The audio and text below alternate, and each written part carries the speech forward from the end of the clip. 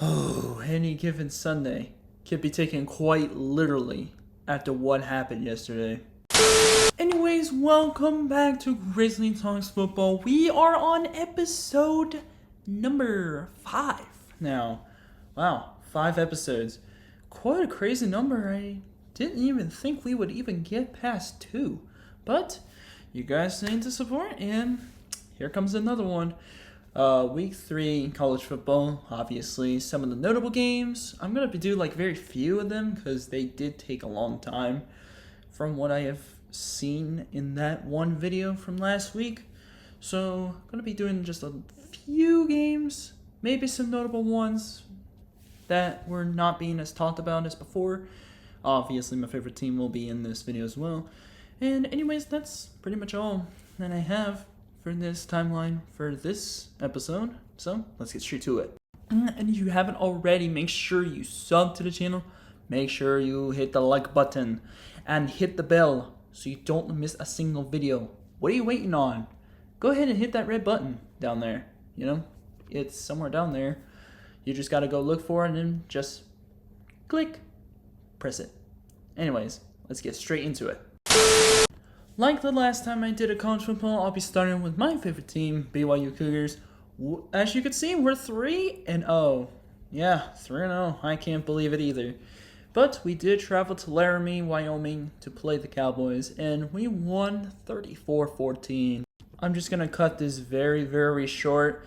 For some stupid reason, our quarterback plays good against bad teams. Well, Wyoming is a bad FBS team, and Southern Illinois is a lower division opponent, and he did terrible against an ACC team in the SMU Mustangs. This is their first year in the ACC as well.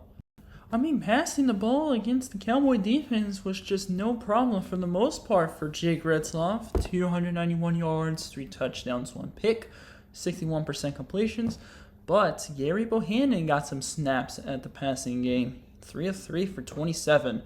And as for Wyoming, yikes. Yeah, you guys are probably going to be pretty bad. You haven't had a good quarterback since Josh Allen. I mean, I get it. You had 2 rushing touchdowns, but that's pretty much it. That's the thing about mobile quarterbacks. You remember Jane Daniels from week 1? He had a rushing touchdown in the loss to Tampa Bay. There are some quarterbacks who will get 0 passing touchdowns, but they will run for 1 or 2 touchdowns. As for our skill position players on the offense, we had Jake Retzloff lead the team in rushing with 6 carries for 62 yards. And Chase Roberts leading the team with 6 catches, 129 yards. Damn! And then Keanu Hill, Darius Lassiter, Cody Epps getting the 3 touchdown passes, along with all of them having 3 receptions alongside that. Honga had 5 for 35 on the ground. Gary Bohannon even has 3 carries for 11 yards. And it was just dominating on both sides of the ball. As for Wyoming, obviously Evan Sabata had 2 rushing touchdowns in this game on 10 carries for 32 yards. But for the most part, rushing yards wise, the rushing game was just snuffed out. Tyler King, though, had 3 catches for 52 yards, which is very concerning.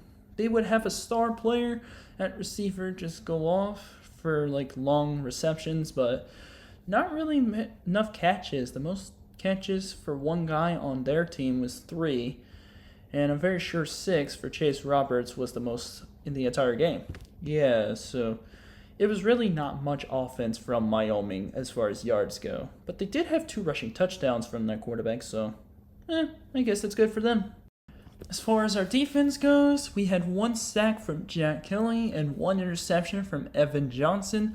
The most tackles we had on our team was only 4, which is actually insane. Then we had 3 deflections from Jacob Robinson, and Therian Alexander had 2. And that's pretty much it for them.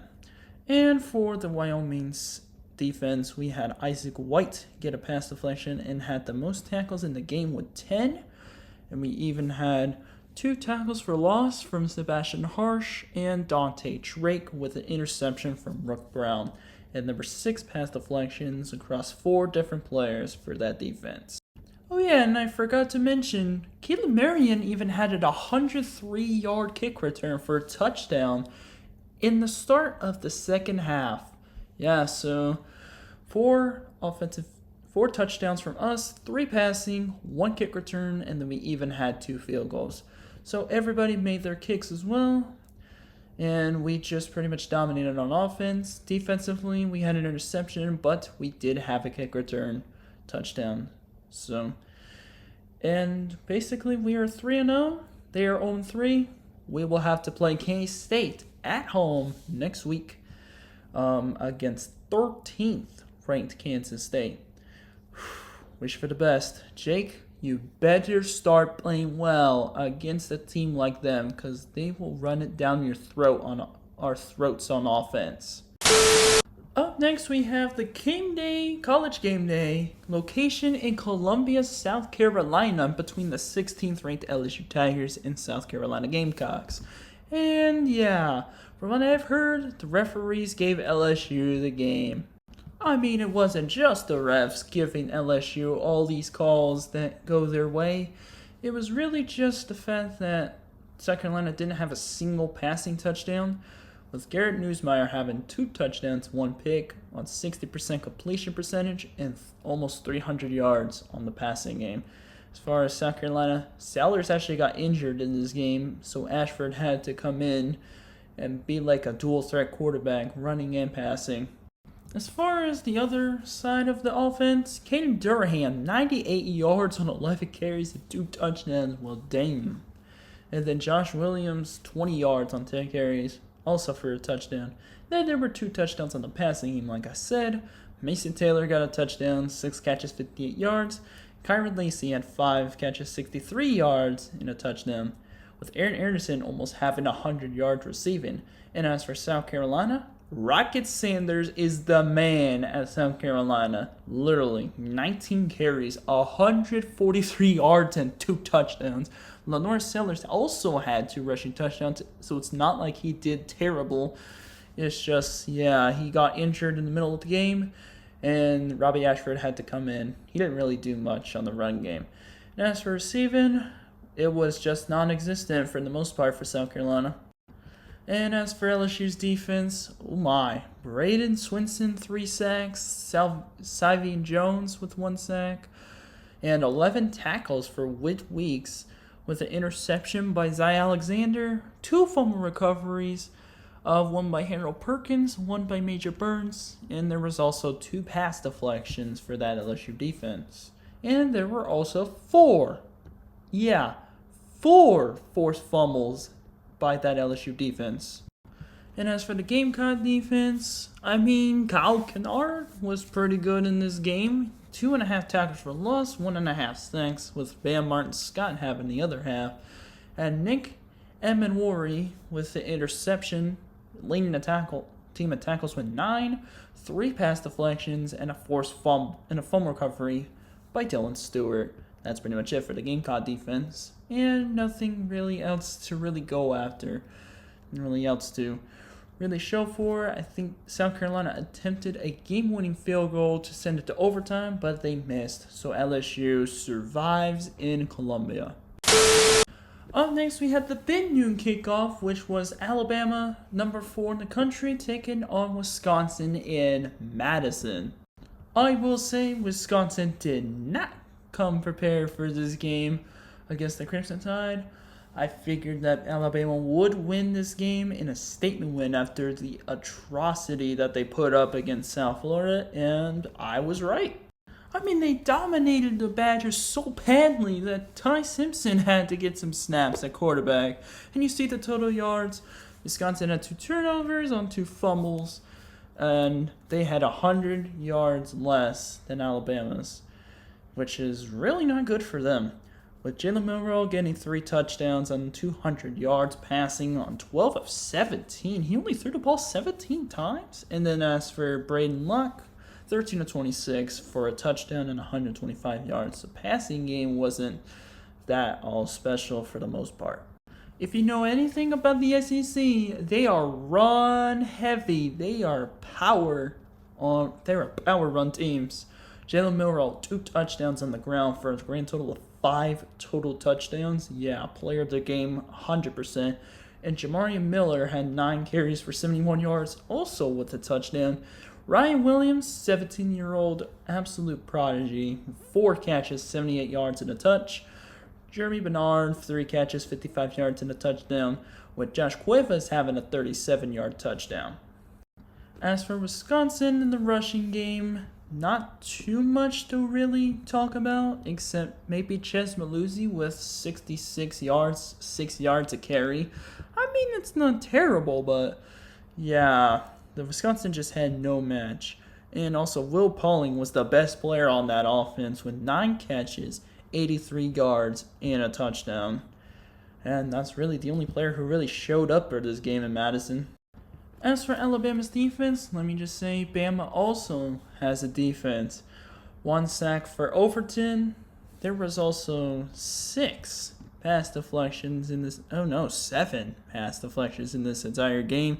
2 fumble recoveries by Quandarius Robinson and Xavier Brown. And there were 4 forced fumbles in that entire game. Oh boy. And then 8 tackles led the team in Jihad Campbell. Wisconsin's defense, they did get to Jalen Milroe twice. Leon Lowry and Christian Allegro getting a sack, but that's pretty much it. 4 players had 5 tackles, and that's pretty much it for the Wisconsin defense. They didn't force any turnovers or nothing. Yeah, so pretty much Alabama handled Wisconsin on the road just kind of like we handled Wyoming on the road. They pretty much dominated the entire game, not only on offense, but this time they also did on defense. Well, we didn't exactly have great defensive performance because we did allow 2 touchdowns to them, but we did have some offensive firepower. Alabama had a lot more firepower than we did, but they still got the job done and won by 32. Next up, we got our first ranked versus ranked match. I know this was Saturday and there was another one on Friday, which I will tell you about later. But we had Boston College ranked number 24 traveling to play number 6 Missouri. That was Missouri's back in the top 10. That's insane. Well, from the yardage perspective, Missouri completely dismantled Boston College on the run game, and passing game was just about even though Thomas Castellanos threw 3 touchdowns but threw 2 picks. But he did have 16 of 28 for 249 yards. And as for Brady Cook, 21 of 30 for 70-yard percentage. He had 2 more passes than Castellanos and had a better completion percentage. That's how you know he is actually a pretty decent quarterback. 21 of 30 for 264 yards and a single touchdown. As far as the rest of the offense goes, rushing game for Boston College was non-existent, as I said before. Reed Harris had a 67-yard touchdown, which he led the team in receiving yards. Lewis Bond had 4 for 51. Jaden Skeet had 5 for 47. Jerome Brantley had a 12-yard touchdown. And Kamari Morales had 2 catches, 37 yards, and a touchdown. And as for Missouri, Nate Noel, 22 carries, 121 yards. Sheesh. And then Brady Cook also had a rushing touchdown, with Luther Burden getting 6 catches, 117 yards, and the only receiving touchdown of the game, with Theo Weiss and Mookie Cooper getting 50 receiving yards on the day. Defensively for Boston College, KP Price led the team in tackles, with Donovan Ziraku having a sack, the only sack in the game, Amari Jackson having 2 pass deflections, and Cam Arnold even having a forced fumble, which Missouri was able to recover. And for Missouri's defense, we had 2 sacks from them, Khalil Jacobs and Corey Flatt Jr. The most tackles was 5 with Marvin Brooks and Tristan Newsom, that's for 1 player. And then interceptions by Drayden Norwood and Trevez Johnson with a total of 4 pass deflections. Missouri survives at home against the ranked team, and they are still unbeaten right now, coming off a big win against Ohio State in a bowl game. Up next is the other ranked versus ranked matchup in this game slate. We had number 14 Kansas playing at number 20 Arizona at home. Let me just say, I'm a little scared about Kansas State. The way they handled newly added Big 12 team in Arizona, who was ranked by the way, it's gonna be very scary. But we gotta put on our big boy pants and stop their rushing attack because they will run it down our throats. You can see the stats on the rushing game. As far as passing goes, Arizona actually had more yards, except Noah Fafita threw a pick and no touchdowns, while Avery Johnson threw 2 touchdowns on 156 yards, only missing 9 passes of his 23 attempts. The rushing attack for Arizona was just a whole load of nothing, except for Quali Conley getting a touchdown. The receiving game was really where it was at with McMillan. I'm not going to say his first name. Killing it as always with 11 catches, 138 yards. Montana Lemanoy Craig with 6 catches for 75 yards. And that's pretty much it for the Arizona for a receiving core. And as for Kansas State, Avery Johnson and DJ Giddens are eating this team alive on the ground. 110 yards and 86 and a touchdown for Giddens. And then Jace Brown with 60 yards on 3 catches. The only 2 touchdowns were by Brandon Lofton and Will Swanson in the passing game. I mean, Arizona's defense wasn't even that bad either. They had 3 sacks and they even had 5 tackles for loss, I'm very sure. Yeah, it was just the offense just struggled at times. I mean, they did struggle against Northern Arizona as well, so that's kind of where the struggles came from. Not much to show for on defense, except for Keenan Garber's interception for Kansas State and the sack by Brendan Mott, along with 2 pass deflections, but that's pretty much it. Jacob Parrish led the team in tackles. Offensively, and only offensively, dominating Arizona was Kansas State. I think I'm going to do like a few more games on this because there was not really any exciting games at all. I mean, it was rivalry week, but a lot of blowouts, a lot of expected outcomes. But this one, oh, we got to talk about this one. Yes, we do. You guessed it, it's Memphis going to Tallahassee and beating Florida State, who is still in shambles from DJ Uiagalelei. Fun fact, Florida State is the first team since 1976 when Arizona State started a season, the previous season, 1975, undefeated. And then they went on to lose their first 4 games in 1976. Florida State came off an undefeated season in 2023, and they have now lost their first 3 games.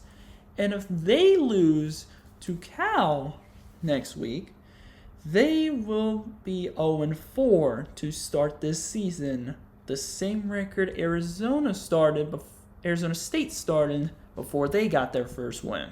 I mean, at this point, what in the world are you doing, DJ? I mean, Seth Hennigan had 2 touchdowns and a pick, 272 yards. What is DJ doing? 53% completions? Really? And he even ran for negative yards because he was sacked a ton this game. I mean, his confidence was through the ground, like below service level. Like, oh boy. Florida State, you got to change something right now because you are down bad. Your only highlight was Roydell Williams scoring a touchdown. As far as Memphis goes, no rushing touchdowns. I mean, the rushing games for both teams were just complete dog shit. And then Anthony Lanphier and Gregory Desrosiers had touchdowns for Memphis. And with Lanphier even getting 5 catches, 66 yards, leading the team.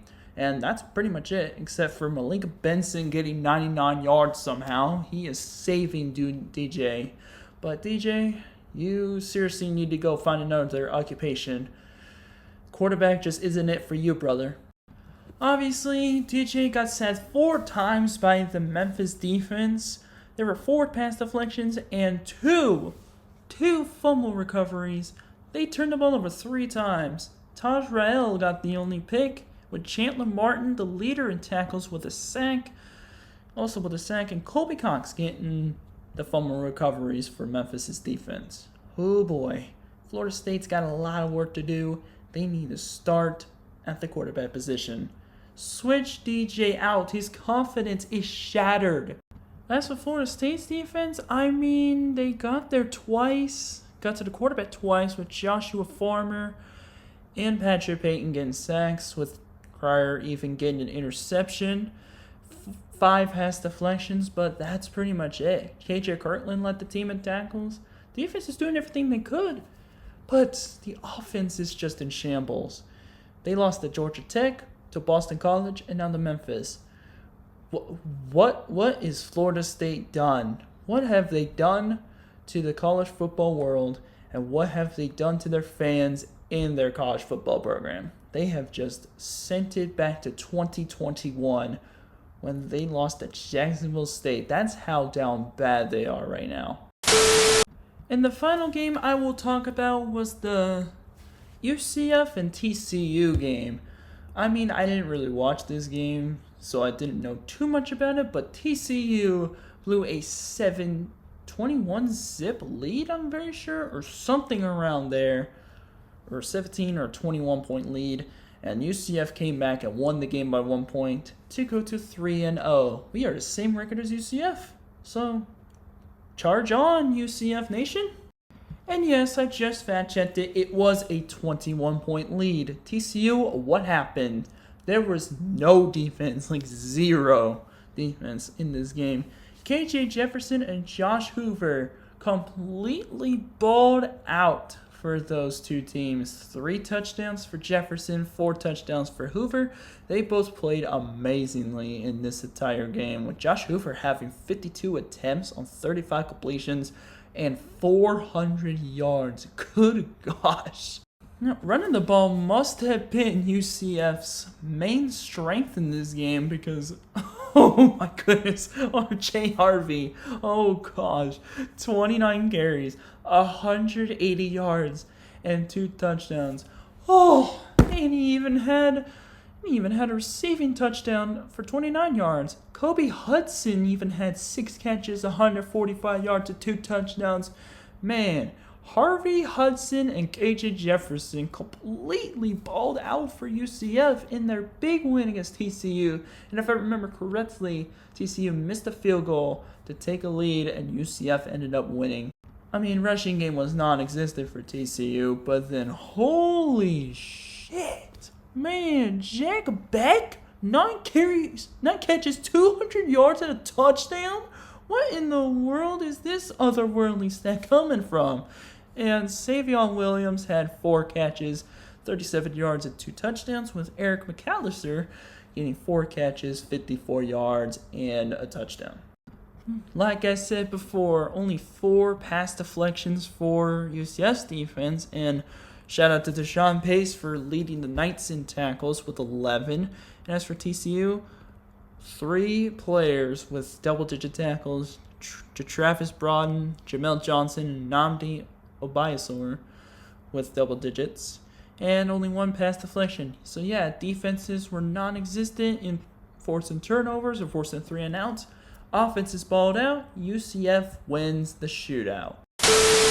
And finally, for the reactions, it's not really a game, it's just a preview of the next college game day, which is the Tennessee Volunteers, ranked number 6, taking on the Oklahoma Sooners, which I believe are ranked number 15, as I just saw on the thing, on the little upper ticker on the top. But this is game day in Norman, Oklahoma. I'm actually going to share who I'm going to believe will win this game. Tennessee has a good team. They did blow out NC State, which is not necessarily a very good win. It is a ranked win nonetheless. Oklahoma did struggle against Houston, but they did win against Tulane by 2 possessions. So that's pretty good.